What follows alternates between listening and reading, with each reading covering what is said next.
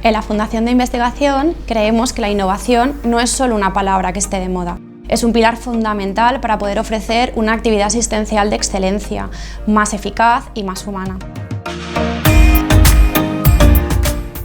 Nuestro compromiso es claro: impulsar nuevas tecnologías, nuevas ideas, nuevos enfoques que al final nos permitan poder mejorar la calidad de vida de los pacientes.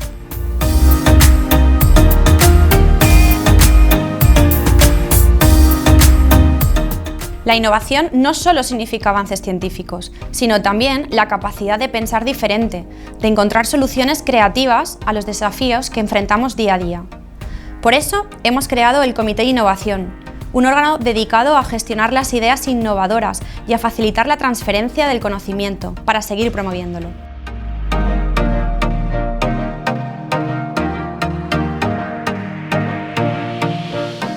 Seguimos avanzando, aprendiendo y adaptándonos con un objetivo primordial: mejorar el bienestar de quienes confían su salud en nosotros. Porque en la Fundación de Investigación del Hospital General de Valencia, la innovación es el camino para construir un futuro más saludable y más humano para todos.